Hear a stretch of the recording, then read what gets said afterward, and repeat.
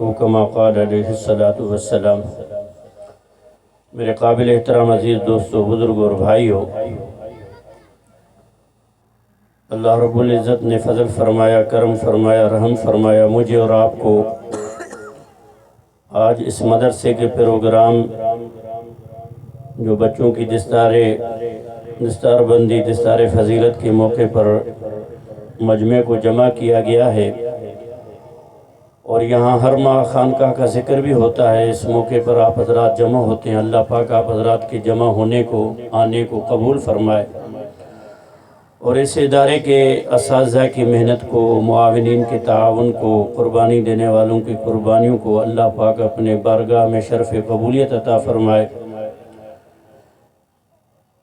ہمارے حاجی عبدالوہاب صاحب رحمۃ اللہ علیہ فرمایا کرتے تھے، جو ٹہنی درخت کے ساتھ جڑی رہتی ہے وہ ہری بھری رہتی ہے، اس میں پھل بھی لگتے ہیں، پھول بھی لگتے ہیں، لوگ سائے میں بھی بیٹھتے ہیں۔ لیکن جو ٹہنی درخت سے کٹ کر گر جائے تو لوگ اس کو چولہے میں ڈال لیتے ہیں، ایندھن بنا لیتے ہیں۔ اللہ پاک ہم سب کو اس قرآن کے ساتھ، قرآن والوں کے ساتھ، دینی اداروں کے ساتھ، دینی جماعتوں کے ساتھ، علماء کے ساتھ جڑ کر رہنے کی توفیق نصیب فرمائے۔ ہاں، کیوں کہ قرآن کریم میں بھی آیا ہے وَسِيقَ الَّذِينَ اتَّقَوْا رَبَّهُمْ إِلَى الْجَنَّةِ زُمَرًا۔ کل قیامت کے دن جو لوگ جنت میں جائیں گے وہ جماعتوں کی شکل کے اندر جائیں گے، اور ان جماعتوں کے پیشوا یہ دینی لوگ ہوں گے، متقی لوگ ہوں گے، فقہاء ہوں گے، علماء ہوں گے، قراء ہوں گے، حفاظ ہوں گے۔ تو میرے محترم عزیز دوستو، میرے سے پہلے میرے برادر عزیز حضرت مولانا سراج الدین میمن صاحب آپ کے ساتھ گفتگو کر رہے تھے۔ عظمت قرآن کے حوالے سے مولانا نے تقریباً ساری بات رکھ دی ہے۔ اللہ پاک ہم سب کو اس پر آنے اور لانے کی توفیق نصیب فرمائے۔ حدیث میں آتا ہے کہ یا تو عالم بنو، کیا بنو بھائی؟ کن عالمن، یا عالم بنو، او متعلمن، یا کیا بنو؟ شاگرد بنو، او مستمعن، یا سننے والا بنو، او محبن، یا محبت کرنے والا بنو، ولا تکن خامسہ، لیکن ان سے بغض نہ رکھنا، ان سے نفرت نہ کرنا۔ اللہ پاک ہم سب کی پوری امت کی حفاظت فرمائے، اور اس بغض اور نفرت سے اللہ پاک ہم سب کی پوری امت کی حفاظت فرمائے۔ ہمارے بر صغیر کے اندر علماء کی کاوشوں سے، محنتوں سے، جب انگریز ملعون نے دین کو، ایمان کو، اسلام کو، قرآن کو ختم کرنے کی انتہائی کوششیں کی، اس وقت بر صغیر کے علماء نے یہ مدارس قائم کیے تاکہ قرآن کی حفاظت ہو، اور قرآن کی حفاظت قرآن والوں سے ہوگی، اور اللہ نے قرآن کی حفاظت کا ذمہ لیا ہے۔ اِنَّا نَحْنُ نَزَّلْنَا الذِّكْرَ وَإِنَّا لَهُ لَحَافِظُونَ۔ ہم نے ہی اس ذکر کو، قرآن کریم کو اتارا ہے۔ یہ ذکر سے مراد یہاں قرآن کریم میں ہے۔ ایک جگہ اللہ پاک اور جگہ بھی ارشاد فرماتے ہیں وَلَذِكْرُ اللَّهِ أَكْبَرُ، سب سے بڑا ذکر قرآن کریم ہے۔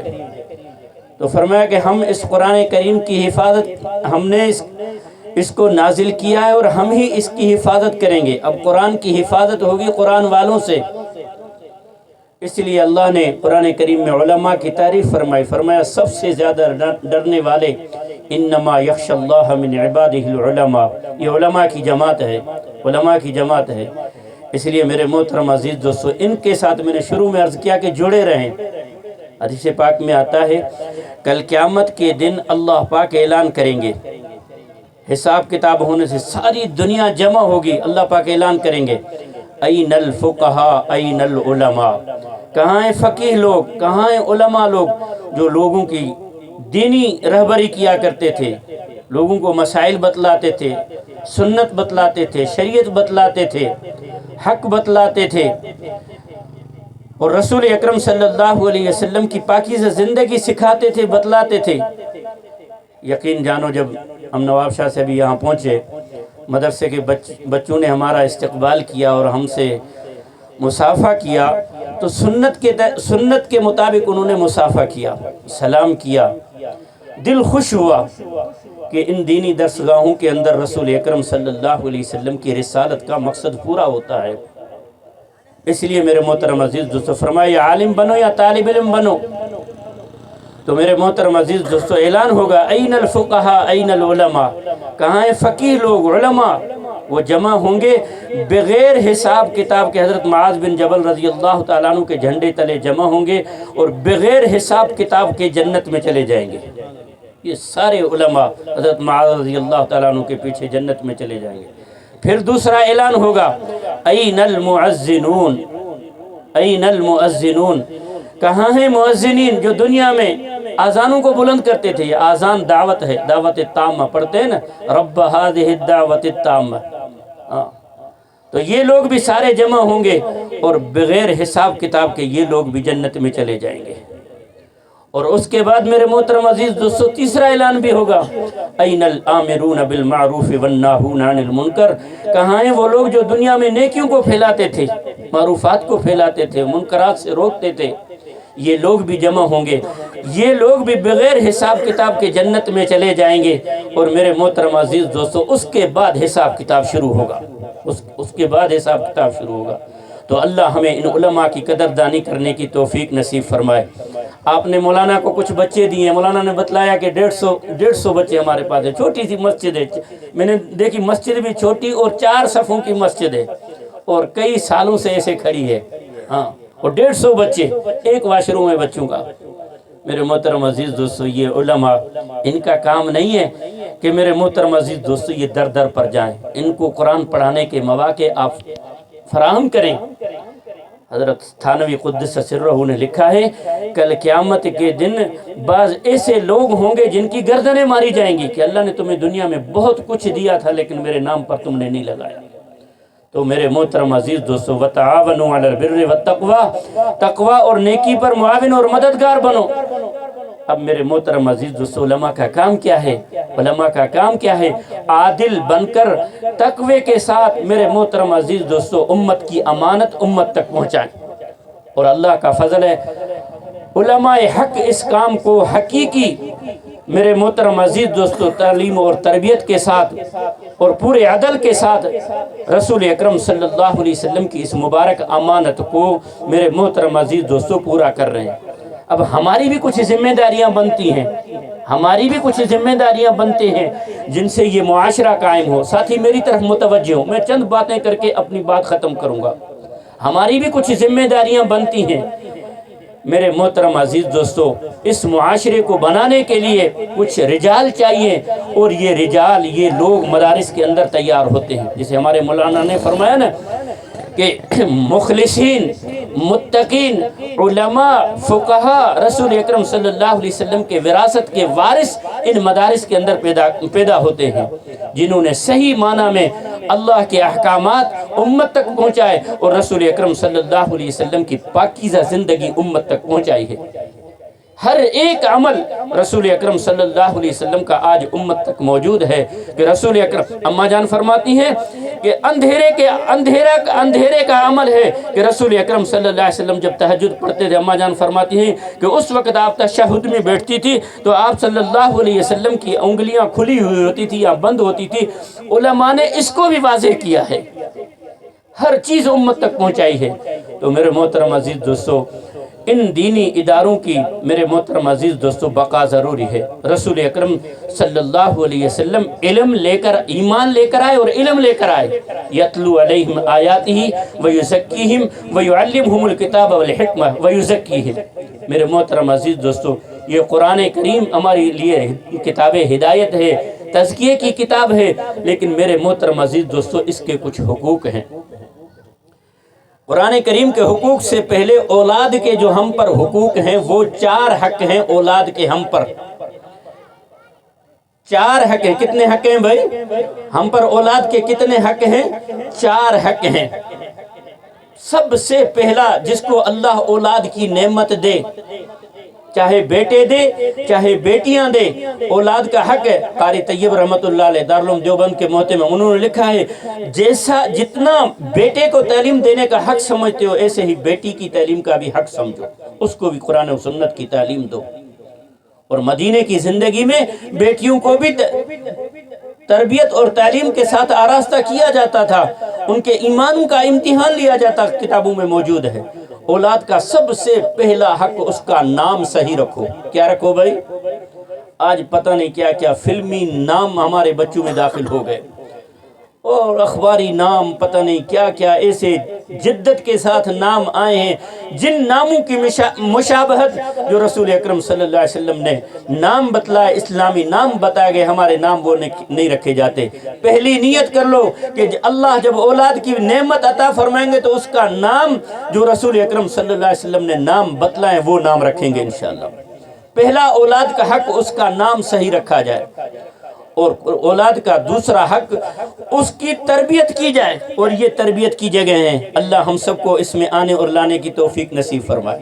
اولاد کی تربیت کی جائے. مدینے کی زندگی میں اولاد کی تربیت ہوتی تھی. ہم تو اپنے بچیوں کو سلائی کڑھائی سکھاتے ہیں. مدینے میں ایمان سکھایا جاتا تھا، ایمان سکھایا جاتا تھا. ایک ماں اپنی بچی کا امتحان لے رہی ہے مدینے کی سرزمین پر، مدینے کی بستی میں، اور بچی کے ایمان کا امتحان لے رہی. کیا کہہ رہی ہے اس کو؟ بیٹی پانی، دودھ میں پانی ملا دو. ماں کیا کہہ رہی ہے؟ بیٹی دودھ میں پانی ملا دو. تو بچی نے کیا جواب دیا؟ امی، امیر المومنین عمر رضی اللہ تعالیٰ عنہ کا زمانہ ہے، اگر پتہ لگ گیا تو کوڑے لگیں گے، سزا ملے گی. ماں نے اگلے درجے کا امتحان لیا. امتحان آگے بڑھانے کے لیے ہوتا ہے. ماں نے اگلے درجے کا امتحان لیا کہ کیا اس چار دیواری کے اندر ہمیں امیر المومنین عمر دیکھ رہے ہیں رضی اللہ تعالیٰ عنہ؟ تو بچی نے کیا جواب دیا؟ امی، امیر المومنین عمر رضی اللہ تعالیٰ عنہ نہیں دیکھ رہے، لیکن امیر المومنین عمر رضی اللہ تعالیٰ عنہ کا رب دیکھ رہا ہے، رب دیکھ رہا ہے. تو تربیت ہو، تربیت ہو. مدینے میں مدینے کے بچوں اور بچیوں کی ایسی تربیت تھی کہ میرے محترم عزیز دوستو، آج تک ان بچوں اور بچیوں کی، صحابہ اور صحابیات کی مثالیں دنیا میں میرے محترم عزیز دوستو ہم بیان کرتے ہیں کہ ان کے جذبے کیسے تھے. وہ دنیا والے نہیں تھے، وہ آخرت والے تھے.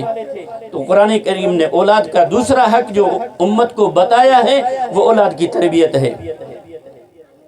جیسے مولوی صاحب نے تو چھوٹی بات کی کہ یہ مرنے کے بعد کام آئیں گے. ٹھیک ہے، مرنے کے بعد بھی کام آئیں گے، لیکن یہی بیٹا اگر حرام کما کے تیرے گھر میں لایا تو میرے دنیا بھی تیری برباد ہوگی. یہی غلط خصلتوں میں مبتلا ہو گیا، تیری دنیا بھی برباد ہوگی.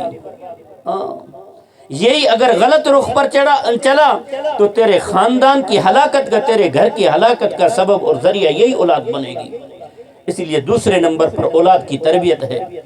اور تیسرے نمبر پر بچوں کو قرآن و سنت کی تعلیم دو. سبح اسم ربک العالی. امت کو دھوکا لگا، اعلیٰ تعلیم ہم نے کسی اور چیز کو سمجھا. یہ تو حسرت اور افسوس کے ساتھ یہ ہاتھ چبانا شروع کرے گا کل قیامت کے دن کہ اللہ نے مجھے اولاد جیسی نعمت دی تھی، اللہ نے مجھے زندگی دی تھی، میں اس زندگی کو کہاں لگا کر آیا. کاش کہ میں اپنے بچوں اور بچیوں کو قرآن کریم کی تعلیم دیتا. یہ تیری دنیا اور آخرت کی کامیابیوں کا سبب بنے. میں نے تو زندگی میں تجربہ کیا ہے کہ جس نے بھی اپنی اولاد کو پڑھایا ہے اللہ نے اس کو دنیا میں بھی عزتیں عطا فرمائی ہیں. کیوں؟ قرآن کریم میں وَلِلَّهِ الْعِزَّةُ وَلِرَسُولِهِ وَلِلْمُؤْمِنِينَ. عزت اللہ کے لیے، اللہ کے رسولوں کے لیے، اور عزت ایمان والوں کے لیے ہے. اور یہ ایمان والے یہ قرآن والے ہیں. اب یہ ہمارے بھائی وزیر بیٹھے ہیں جن کے بیٹے مولانا محمد احمد صاحب ہیں، ان کے دوسرے بیٹے عالم ہیں، حافظ ہیں، ان کے پوتے حافظ بن گئے. اب یہ ابتدا میں یہ جماعت میں لگے بھائی وزیر صاحب. اللہ نے ان کے اس جمنے پر، دعا مانگنے پر اللہ نے خاندان میں کتنے حافظ عطا فرمائے. برادر عزیز مولانا بیٹھے ہوئے، ان کے والد صاحب غریب فیملی کے آدمی تھے، غریب فیملی آدمی. سارے بچوں کو پنو عقل تک قرآن پڑھایا، سکھر اشرفیہ تک پڑھایا، علماء سے محبت کی، اور اپنے بچوں کو دین اور دینداروں کے ساتھ جوڑا. ابھی مولانا بتلا رہے تھے نا، ہم 6 بچے تو بھائی ہیں، ان کی نواسے پوتے پتہ نہیں کتنے ہوں گے، اور مولانا کے کتنے سینکڑوں شاگرد ہمارے حدیث کے استاد ہیں مولانا. اب سارے کا سارا اجر مولانا کے والدین کو جا رہا ہے، تو میرے محترم عزیز دوستو، تیسرے نمبر پر اولاد کا سب سے بڑا حق ہے کہ اس کو اعلیٰ تعلیم دی جائے. دنیا کی تعلیم نہیں، وہ ہنر ہے. اعلیٰ تعلیم تو قرآن و سنت کی تعلیم ہے. تیسرا اولاد کا حق، اس کو قرآن و سنت کی تعلیم دی جائے. اور چوتھا قرآن کریم کا حق کیا ہے اور اولاد کا حق کیا ہے؟ اللہ اکبر، کہ بچہ یا بچی جس کو اللہ اولاد کی نعمت دے، چاہے بچہ ہو یا بچی ہو، 17 سال کی عمر کو پہنچ جائے تو اس کو اپنی جگہ پر پہنچا دیا جائے۔ آج ان احادیث پر عمل نہ کرنے کی وجہ سے معاشرے کے اندر بگاڑ ہے، نہ اولاد کی تربیت، نہ اولاد کے نام حضور کی ترتیب پر، نہ اولاد کو قرآن و سنت کی تعلیم، اور نہ میرے محترم عزیز دوستو ان کی جوان ہونے پر ان کی شادیاں۔ آج امت میں اس وجہ سے بگاڑ ہے۔ تو میرے محترم عزیز دوستو، اللہ نے ہمیں ایمان دیا ہے، ہم مسلمان ہیں اور ہمارا نام مسلمان رکھا گیا ہے۔ مسلم اور کافر کی زندگی میں فرق ہے۔ مسلم آخرت کی زندگی کو سامنے رکھ کر زندگی گزارتا ہے اور کافر کے سامنے محض دنیا کی زندگی ہے۔ تو ایمان ملنے کی جگہ ہے، ایمان بازاری چیز نہیں ہے، ایمان سیکھنے کی جگہ ہے۔ صحابہ اس لیے فرماتے ہیں آج قرآن سے تعلق کیوں نہیں ہے؟ کیونکہ ایمان بنا ہوا نہیں ہے نا، ایمان سیکھا نہیں ہے۔ صحابہ فرماتے ہیں تعلمنا الایمان ثم تعلمنا القرآن، پہلے ہم نے ایمان سیکھا پھر قرآن سیکھا۔ آج قرآن ایمان سیکھا ہی نہیں تو قرآن کی عظمت ہی نہیں ہے، قرآن کے فوائد اس کے چار اخبار پڑھنے کے لیے مسلمان کے پاس وقت ہے، وقت نہیں ہے تو قرآن کی تلاوت کے لیے وقت نہیں ہے۔ کتنے میرے دوست تبلیغ والے بیٹھے ہوئے ہیں، ہم تبلیغ والوں نے بھی قرآن پڑھنا چھوڑ دیا۔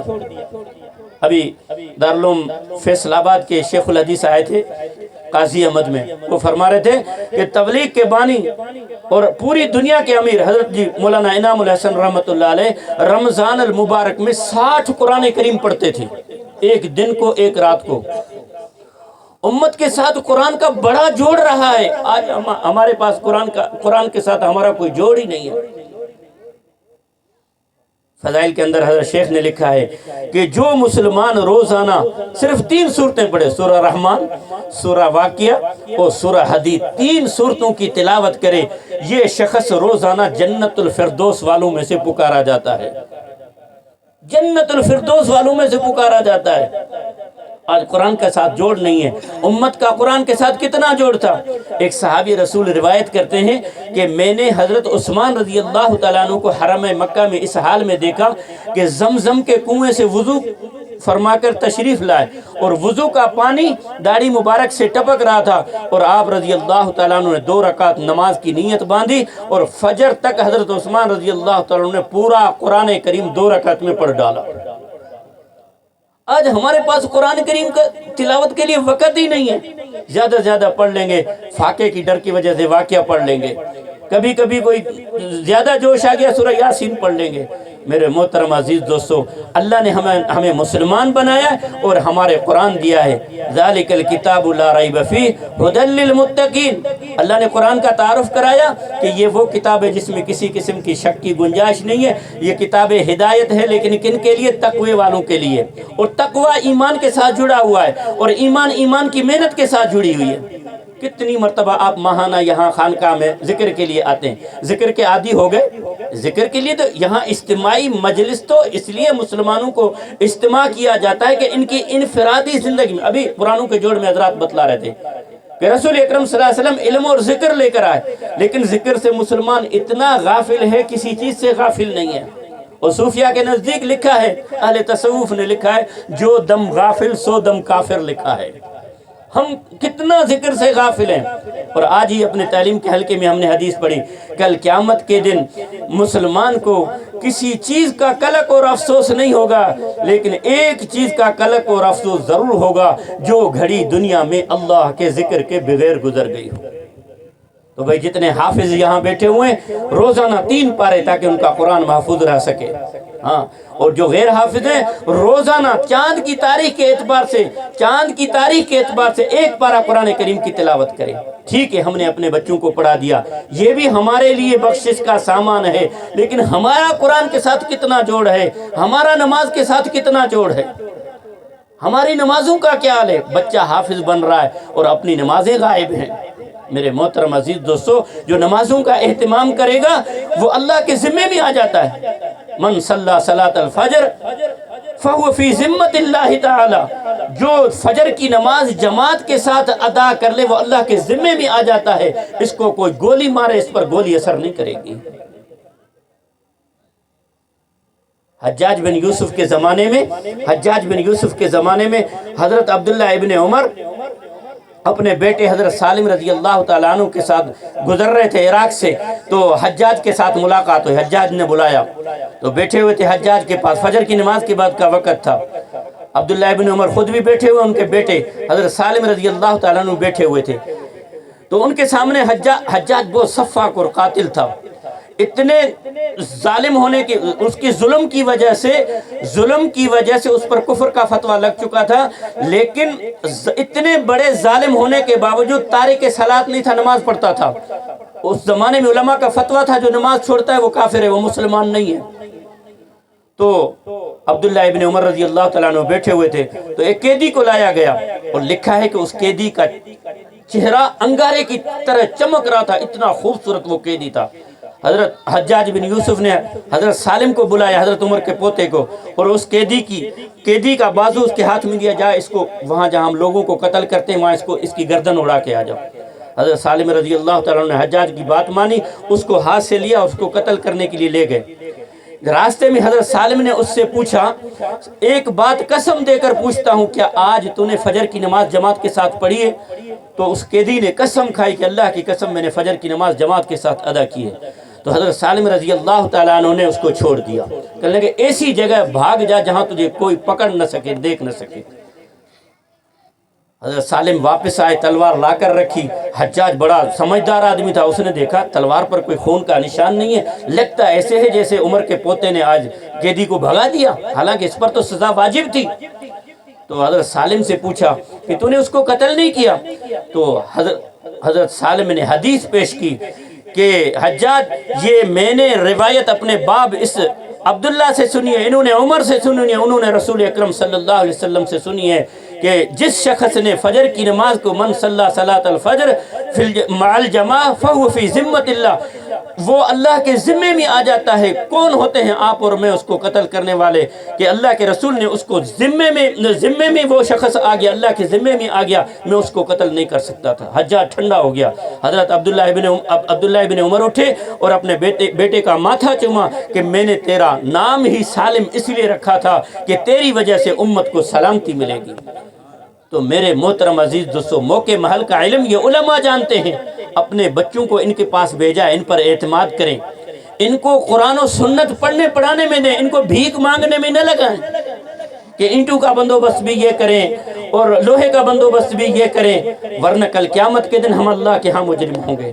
اللہ جزائے خیر دے۔ آپ حضرات کو میں زیادہ وقت نہیں لوں گا، تھوڑی سی ذکر کے متعلق بات کر دوں۔ ذکر کے متعلق 5 وقت نماز کا جو اہتمام کرے گا وہی ذکر کا اہتمام کرے گا۔ 5 وقت نماز کا اہتمام کرو۔ آج امت سے نماز چھوٹ چکی۔ رسول اکرم صلی اللہ علیہ وسلم کے زمانے میں کھلم کھلا منافق بھی صف اول میں نظر آتا تھا۔ آج امت نے نماز چھوڑ دی۔ نیت کرو آج کے بعد نماز نہیں چھوڑیں گے، نماز نہیں چھوڑیں گے، اور امت کے ساتھ حسن اخلاق کے ساتھ پیش آؤ، نفرتیں ختم کرو۔ یہ قومی، یہ لسانی، یہ ادھر ادھر کی باتیں، رسول اکرم صلی اللہ علیہ وسلم نے ایک امت بنائی ہے۔ کیا بنائی؟ ایک امت بنائی، امت پناہ قائم کیا، امت کو اسی پر رکھو، امت کو اسی پر رکھو۔ یہ پاکستانی، یہ ہندوستانی، یہ ایرانی، یہ افغانی، یہ ہمارا تعارف نہیں۔ لا الہ الا اللہ محمد الرسول اللہ ہمارا ایک ہی تعارف ہے۔ یہ شامی، مصری، ہندی، افغانی، یہ ہمارا تعارف نہیں ہے۔ رسول اکرم صلی اللہ علیہ وسلم نے ایک امت بنائی۔ امت سے محبت کرو، نفرتیں ختم کرو۔ الدین کلہ ادب، دین ادب اور اخلاق کا نام ہے، دین ادب اور اخلاق کا نام ہے۔ تو میرے محترم عزیز دوستو، جب ایمانیات ہوں گی تو مسلمان عبادات پر نظر آئے گا، پھر یہ نماز پڑھے گا، پھر یہ زمانہ حج کرے گا، ورنہ پیسے پر پیسہ جمع کرے گا، یہ حج نہیں کرے گا۔ اللہ کے رسول صلی اللہ علیہ وسلم نے فرمایا، جو ہوتے ہوئے حج نہ کرے، یا یہودی ہو کر مرے یا نصرانی ہو کر مرے۔ اللہ نے مال دیا، حج کرو، اللہ نے مال دیا، نفلی صدقات، ہاں مساجد بناؤ۔ ہاں ہم اپنا گھر بناتے ہیں اور یہ مسجد کتنے عرصے سے ایسے کھڑی ہے۔ میرا اکثر جانا ہوتا ہے تبلیغی سفر میں، دریا خان مری، کوٹ لالو، پٹی دن، ہم مرکز والے پھرتے رہتے ہیں۔ کافی دیر ہو گئی مسجد کو، میں مولانا کو راستے میں آتے ہوئے بتلا رہا تھا، بھئی اس مسجد کو بھی اپنی مسجد سمجھو، یہاں بچے قرآن و سنت کی تعلیم حاصل کر رہے ہیں۔ تو میرے محترم عزیز دوستو، کتابوں میں آتا ہے جس نے پرندے کے گھونسلے کے برابر مسجد بنائی. پرندے کا گھونسلہ کتنا ہوتا ہے؟ اتنا ہوتا ہے، اس سے بڑھ کر نہیں ہوتا. ہاں، پلوں کے نیچے تھوڑے تھوڑے بڑے بڑے ہوتے ہیں، ہم نے بھی دیکھے. حدیث پاک میں تھا جس نے پرندے کے گھونسلے کے برابر مسجد بنائی اس کا ٹھکانہ جنت الفردوس ہے. اور جس نے ایک بالش کے برابر اللہ کے راستے کی ہجرت کی کہ اللہ کے رسول کا لایا ہوا دین دنیا میں زندہ ہو جائے، اس کا ٹھکانہ بھی جنت الفردوس ہے. اللہ نے مال دیا. جیسے ہمارے گھر اپنے گر جاتے ہیں، بناتے نہیں بناتے؟ ہاں، مسجد بنائیں گے. اللہ کے رسول صلی اللہ علیہ وسلم نے ترغیب دی مسجد بنانے کی. فرمایا جو اللہ کے گھر کو دنیا میں بنائے گا، جنت کے وسط میں اللہ پاک اس شخص کا گھر بنائیں گے. تو میرے محترم عزیز دوستو، اپنے ان اولادوں کے ساتھ ساتھ ہم اپنی زندگیوں کو بھی تبدیل کریں، اکرام اور اخلاق والی زندگی پر آئیں. آج امت خون میں لت پت ہے، اس کو کوئی سنبھالنے والا نہیں ہے.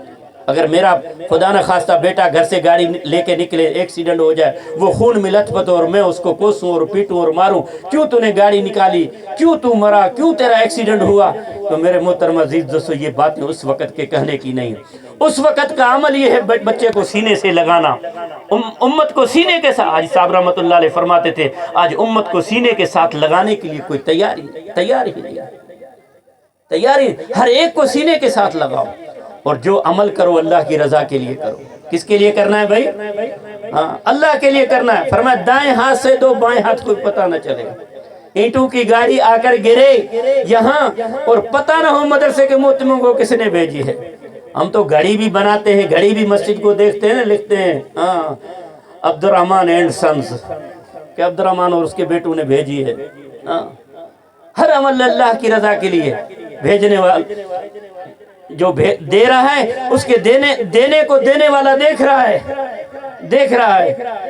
ہر عمل اللہ کی رضا کے لیے. مسجد اللہ کے لیے بنوائی، مدرسہ اللہ کے لیے بنوایا، قرآن شریف لے کر مسجد میں رکھا اللہ کے لیے، کسی عالم کی مدد کی اللہ کے لیے. فرمایا کسی نے کسی نیک آدمی کو، عالم کو کپڑا پہنایا، وہ کپڑے کا کوئی بھی ٹکڑا اس کے بدن پر ہوگا، اللہ پاک دینے والے کی بخشش اور مغفرت کے اعلان کرتے رہیں گے. کتنی بڑی بات ہے. اور میرے محترم عزیز دوستو، یہ ساری کی سارا دین ہماری زندگی میں آ جائے، اس کے لیے بھی کوئی محنت ہے. یہ اجتماعی بات تو تھوڑے وقت کے لیے ہے کہ ہماری انفرادی زندگی میں یہ عمل ہے، ایمانیات آ جائیں، عبادات آ جائیں، علم آ جائے، ذکر آ جائے. ہاں، ذکر آ جائے. یہ ذکر بہت بڑی دولت ہے، ذکر بہت بڑی دولت ہے. ذکر کیا کرو. پہلے لوگ بڑا ذکر کیا کرتے تھے، فرمایا جو بندہ وقت مقرر کر کے، جگہ مقرر کر کے روزانہ اللہ کا ذکر کرتا ہے، اللہ پاک بندے کا انتظار فرماتے میرا بندہ آئے گا اور مجھے یاد کرے گا. کتنی بڑی بات ہے. فَاذْكُرُونِي أَذْكُرْكُمْ، تم مجھے یاد کرو میں تمہیں یاد کروں گا. اللہ کہہ رہے ہیں آسمانوں پر تم مجھے یاد کرو میں تمہیں یاد کروں گا. اس سے بڑھ کر کوئی بات ہے؟ یہ سعادت ہے، یہ خانقاہوں کا ہونا. میرے پہلے لوگ خانقاہوں میں اللہ سیکھنے کے لیے زندگیاں لگاتے تھے. اللہ کا فضل ہے آج ہمارے اکابر علماء دیوبند کی قربانیوں سے میرے محترم عزیز دوستو مدارس ہیں موجود ہیں، مساجد ہیں، خانقاہیں ہیں. اللہ نے چلتا پھرتا تبلیغ کا مدرسہ امت کو دے دیا کہ میرے محترم عزیز دوستو امت کی میرے محترم عزیز دوستو اللہ پاک تربیت فرما رہے ہیں. جب بادل آتے ہیں اور ٹھنڈی ہوائیں آتی ہیں، ہم دو باتیں کرتے ہیں، یا تو کہتے ہیں یا کہیں بارش ہوئی ہے یا ہونے والی ہے. ایسے ہی ہے نا بھائی. اللہ کا فرض ہے چھوٹے چھوٹے بچوں کا قرآن کا حافظ بن جانا، اتنی تعداد 150 طلباء کا یہاں پڑھنا. ہاں، فرمایا بچوں نے آتے ہی ہمیں سلام کیا. میں نے مولانا کو کہا، میں نے کہا حدیث زندہ ہو رہی ہے. اللہ کے رسول صلی اللہ علیہ وسلم فرماتے ہیں افشوا السلام، سلام کو عام کرو. اطعموا الطعام، لوگوں کو کھانے کھلاؤ. اب جس نے بھی یہاں بندوبست کیا نا، جس کا ایک دینے والے جس نے دیا ایک لقمہ جس کے منہ میں، پیران پیر عبد القادر جیلانی رحمۃ اللہ علیہ کا غنیہ میں اپنا قول لکھا ہوا ہے کہ آسان نیکی، بہترین نیکی کسی کو کھانا کھلا دینا ہے. اللہ کے رسول صلی اللہ علیہ وسلم ترغیب دے رہے ہیں افشوا السلام، سلام کو عام کرو. اطعموا الطعام، لوگوں کو کھانے کھلاؤ. صلوا بالارحام وصلوا بالارحام، اور رشتہ داریوں کو جوڑو. آج رشتہ داریاں ٹوٹی ہوئی ہیں، بھائی بھائی سے، بہن بہن سے. اللہ معاف فرمائے. اللہ کے رسول کیا فرما رہے ہیں؟ صلوا بالارحام، اور جو ہے وہ رشتوں کو جوڑو. آج رشتہ داریاں ٹوٹی ہوئی ہیں، کل قیامت کے دن پکاریں گی کہ اللہ جس نے جوڑا تو اپنی رحمت سے اس کو جوڑ، اور جس نے توڑا اس کو اپنی رحمت سے اس کو تو توڑ دے۔ اللہ ہم سب کو اس پر آنے اور لانے کی توفیق نصیب فرمائے۔ فرمایا وَصِلُوا بِالْأَرْحَامِ، اور آگے فرمایا وَصَلُّوا بِاللَّيْلِ وَالنَّاسُ نِيَامٌ، نماز پڑھو اس حال میں کہ لوگ سوئے ہوئے ہوں۔ تو اس سے کون سی نماز مراد ہے بھائی؟ تہجد کی نماز ہے۔ لیکن آج تو امت کے فرائض کے جنازے نکلے ہوئے ہیں، فرائض کے جنازے نکلے ہوئے ہیں۔ ہاں یہ علماء تمہیں بار بار بلا رہے ہیں، ذکر کی اعتبار سے، تربیت کے اعتبار سے، کبھی بچوں کا اجلاس بلا رہے ہیں، یہ اس لیے کہ ہماری تربیت ہو جائے۔ بچے تو ابھی غیر مکلف ہیں، ہم جو مکلف آئے ہوئے ہیں ہماری تربیت کیسے ہو جائے؟ تو فرمایا وَصَلُّوا بِاللَّيْلِ وَالنَّاسُ نِيَامٌ، نماز پڑھو اس حال میں کہ لوگ سوئے ہوئے، سے تہجد کی مراد ہے۔ فرمایا نماز مراد ہے، فرمایا تہجد کی 2 رکعت نماز کا پڑھ لینا دنیا اور جو کچھ دنیا میں اس سب سے اعلیٰ اور افضل اور بہتر ہے۔ اللہ مجھے اور آپ کو پڑھنے کی توفیق نصیب فرمائے۔ اگلا کام اللہ کے رسول صلی اللہ علیہ وسلم نے کیا فرمایا؟ یہ کام 4 کام تم کرو، سلام کو عام کرو، لوگوں کو کھانے کھلاؤ، اور جو ہے رشتہ داریاں جوڑو، اور نماز پڑھو تہجد کی، تدخل الجنت بالسلام۔ ان 4 کاموں کے بدلے اللہ کے رسول صلی اللہ علیہ وسلم کیا فرما رہے ہیں؟ سلامتی کے ساتھ جو ہے وہ جنت میں داخل ہو جائے۔ تو بھائی سلامتی کے ساتھ جنت میں داخل ہونے کے لیے کون تیار ہے بھائی؟ تو بھائی ہم نے بچوں کو تو مدرسے میں چھوڑا، جہاں بچوں کی ضروریات ہم گھروں میں پوری کرتے ہیں، تو یہاں بھی بچوں کے رہائش کے لیے مول صاحب کے مسجد کا برآمدہ نہیں ہے، اب بیچارے غریب فیملی کے مولوی صاحب ہیں، یہ تو اللہ نے قرآن کی وجہ سے عزتیں دی ہیں۔ جن لوگوں کو اللہ نے مال دیا ہے میرے محترم عزیز دوستی، تمہاری ایک لگائی ہوئی سیمنٹ کی تھگاری، تمہاری ایک اینٹ لگائی ہوئی میرے محترم عزیز دوستو کل قیامت کے دن آپ کی بخشش اور مغفرت کا سامان بنے گا۔ تو میرے محترم عزیز دوستو اپنے بچوں کو قرآن و سنت کی تعلیم دو، ان کی تربیت کرو اور علماء کے ساتھ جڑ جاؤ۔ پہلی میں نے بات کیا کی تھی؟ جو ٹہنی درخت کے ساتھ جڑی رہتی ہے وہ کیا رہتی ہے بھائی؟ تمہارے خاندانوں میں علماء پیدا ہوں گے، یقینی بات ہے، محنت ہوگی نا، محنت ہوگی، تمہارے خاندانوں میں علماء پیدا ہوں گے۔ اور اگر محنت نہ ہوئی، اللہ ہم سب کی حفاظت فرمائے، علماء کے گھروں میں بھی ڈاکو اور چور پیدا ہوں گے، علماء کے گھروں میں بھی ڈاکو اور چور پیدا ہوں گے۔ جلال چانڈیوں کو ہمارے اس علاقے میں، یہ آپ کے علاقے کے پھل مورو شہر کا ادھر کے تھے، کون نہیں جانتا، سارے جانتے ہیں نا، سندھ کا سب سے بڑا گویہ تھا۔ لیکن اللہ کا فضل ہے، ان اکابر علماء کی محنت، ان جماعت والوں کی محنت، جماعت والوں نے جلال چانڈے کے پوتے کو وصول کیا، کارگزاری سنا رہا بھی کیا آپ کو، ابھی وہ جماعت میں چل رہا ہے بچہ۔ جلال چانڈے پوتے مظہر کو جماعت والوں نے وصول کیا، اس کے 4 مہینے لگوائے۔ کسی مولانا سراج الدین جیسے عالم نے اس کو کیا کہا، مظہر بھائی تو عالم بن جا۔ اب 4 مہینے لگانے کے بعد وہ پیر ذوالفقار نقشبندی کے مدرسے میں 4تھے سال میں عالم بن رہا ہے۔ 2 سال پہلے میں سال لگا رہا تھا تو میری ملاقات ہوئی تھی اس سے، مجھے جب پتہ چلا جلال کا پوتا ہے تو میں اس سے نصرت میں اکرام لے کر اس کی نصرت میں گیا۔ ابھی اس سال وہ سالانہ چلہ لگا رہا ہے، جلال کا پوتا 4 مہینے لگا کر عالم بن رہا ہے۔ یہ انقلاب ہے یا نہیں ہے؟ میں ابھی آپ کو بتلاتا ہوں، شازیہ خشک نام مجھے نہیں لینا چاہیے تھا، گویہ تھی، پوری کلندر کی دھمالیں اس نے گائی، تبلیغ والوں نے اس کو ہاتھ دکھایا، پورے پردے میں اس وقت سوات میں چلہ لگا رہی ہے۔ پچھلی زندگی پر اس نے توبہ اور استغفار کی، پچھلی زندگی پر۔ تو میں عرض کیا اگر اس درخت کے ساتھ جڑے رہے، علماء کے ساتھ جڑے رہے، دینداروں کے ساتھ جڑے رہے، ان جماعت والوں کے ساتھ جڑے رہے، اللہ ہمیں بھی ایسا سایہ دار درخت بنا دیں گے۔ کون کون نیت کرتا ہے کہ اپنے بچوں کو عالم اور قاری اور حافظ بنائیں گے، اور اپنی بچیوں کو بھی قرآن و سنت کی تعلیم دیں گے؟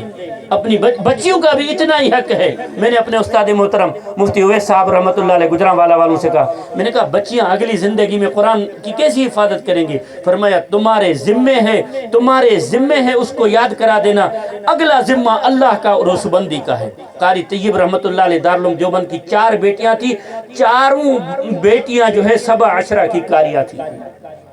اللہ کا فضل ہے، اللہ کا کرم ہے۔ آج میرے محترم عزیز دوستو پوری دنیا میں ان مدارس کی وجہ سے برکتیں ہیں۔ ہم ساؤتھ افریقہ گئے، ایک بہت بڑے عالم ملے مولانا زکریا رحمۃ اللہ علیہ کے خلیفہ، تو انہوں نے کہا، ہم سے کہنے لگے وہاں 8% مسلمان ہیں، 92% کفر ہے۔ تو انہوں نے کہا، بہت بڑے عالم تھے مولانا یوسف رحمۃ اللہ علیہ، بھی حال ہی میں فوت ہوئے، اللہ ان کی مغفرت فرمائے، کہنے لگے ہمارے ملک میں جب دو چیزیں ہوتی ہیں تو ہم سکون سے سوتے ہیں کہ اللہ کا عذاب کفر کی وجہ سے نہیں آئے گا، لیکن جب دونوں چیزوں میں کمی پاتے ہیں پھر خوف ہوتا ہے کہ 92% کفر کی وجہ سے ہمیں بھی رگڑا نہ آ جائے، ہم بھی کہیں عذاب میں مبتلا ہو جائے۔ ہم نے پوچھا کون سی دو چیزیں؟ کہنے لگے جب مدارس میں بچے پڑھ رہے ہوتے ہیں نا اور بچیاں، تو ہمیں یقین ہوتا ہے کہ اللہ کا عذاب نہیں آئے گا، اور دوسرا جب اپنے ملک میں جماعتوں کو دیکھتے ہیں در در جا کر ایمان اسلام کی بات کرتے ہیں تو یقین ہوتا ہے کہ اللہ کا عذاب نہیں آئے گا، اللہ کا عذاب نہیں آئے گا۔ تو اللہ کے راستے میں نکلو، ایمان کو سیکھو۔ کوئی بھی زمیندار زمین بنائے بغیر بیج نہیں پھینکتا ہے، کوئی نہیں پھینکتا، لیکن جب زمین تیار ہو جاتی ہے تو مولی محمد احمد صاحب کا والد اچھی کھانے والے گندم سے بھی اچھی گندم وہ زمین کے حوالے کر کے آ جاتا ہے۔ اس درخت کے ساتھ جڑ جاؤ، علماء کے ساتھ، جماعتوں کے ساتھ، خانقاہوں کے ساتھ، ذکر کرنے والوں کے ساتھ، اللہ والوں کے ساتھ جڑ جاؤ۔ ہاں، جڑے ہوئے کی قیمت ہے، ٹوٹے ہوئے کی کوئی قیمت نہیں ہے۔ ٹوٹی ہوئی ٹہنی وہ چولہے میں چلی جاتی ہے، چولہے میں چلی۔ اور دین سیکھو، بچوں کو پڑھا رہے ہیں لیکن خود دین سیکھو۔ آج دین سیکھنے کا رواج ختم ہو گیا۔ حضرت عمر کے زمانے میں ایک آدمی مصر سے مدینہ منورہ اتحیات سیکھنے آیا۔ حضرت عمر رضی اللہ تعالیٰ عنہ نے کہا کہ مجھے اتحیات سکھاؤ، تو امیر المومنین نے فرمایا کہ اتحیات سکھانے والے تو میں نے مصر میں بھیج رکھے ہیں۔ تو فرمایا نے اس ترتیب سے سیکھنے آئے جس ترتیب سے آپ نے حضرت محمد صلی اللہ علیہ وسلم سے اتحیات سیکھی تھی۔ امت میں شوق تھا، آج شوق جب نکلا تو مسلمان کو فرائض کا پتہ نہیں ہے، فرائض کا پتہ نہیں ہے، فرائض کا پتہ نہیں۔ تو نیت کرو کہ دین کو سیکھیں گے انشاءاللہ۔ علم اور ذکر رسول اکرم صلی اللہ علیہ وسلم ساتھ لے کر آئیں، علم والوں کے ساتھ، علم کے ساتھ جڑے رہیں گے اور ذاکرانہ زندگی انشاءاللہ۔ یہ اجتماعی ذکر اس لیے ہی کرایا جاتا ہے کہ ہر مسلمان کی زندگی میں انفرادی طور پر ذکر زندہ ہو جائے، کریں گے سارے ساتھی کوشش انشاءاللہ۔ لیکن جب دین سیکھا ہوا نہیں ہوگا پھر مسلمان دین کے ساتھ مذاق کرے گا۔ ابھی دارالعلوم فیصل آباد کے محتمم آئے تھے قاضی امن میں، انہوں نے ایک چھوٹا سا قصہ سنایا، وہ سنا کر دین کی اہمیت پر وہ قصہ سنا کر بات ختم کرتا ہوں۔ وہ فرمانے لگے میں مدینہ منورہ میں 18 سال رہا، وہاں رہتا تھا مفتی زین العابدین رحمۃ اللہ علیہ کے بیٹے ہیں۔ تو کہنے لگے ہمارے پاس پاکستان سے لوگ وہاں عمرے کے لیے آتے ہیں تو ہمارے کچھ مہمان بھی ٹھہرتے ہیں۔ تو انہوں نے کہا کہ نوجوان ایک جوڑا اسلام آباد سے عمرے کے لیے آیا، تو ہمارے جاننے والوں نے ہمیں فون کیا کہ یہ جوڑا آ رہا ہے عمرے کے لیے، ان کی نصرت کرنا، ان کا اکرام کرنا۔ تو کہنے لگے ہم نے ان کو کھانا کھلائے پلائے، ان کو گاڑیوں میں لے کر گئے اور جو ہے ان کو روزہ اطہر پر سلامی کے لیے بھی لے گئے، وہ طواف بھی کرتے رہے۔ لیکن جب واپس پاکستان آنے لگے تو ہم نے ان کو ایک چھوٹی سی بات کہی کہ بھی پاکستان جا کر مستورات میں کچھ وقت لگا دینا، کوئی سے روزہ لگ جائے تمہارا، کوئی تمہارا وقت لگ جائے۔ تو وہ جوڑا وہاں سے واپس آیا اور اس جوڑے نے مستورات کا سے روزہ لگایا۔ یہاں بھی مستورات کی جماعتیں آتی ہیں نا دریا خان میں، ہم اپنے گھر والوں کو لے کر جائیں، معلومات ہوگی، ہماری ماں بہنوں بیٹیوں کی زندگی میں دین آئے گا۔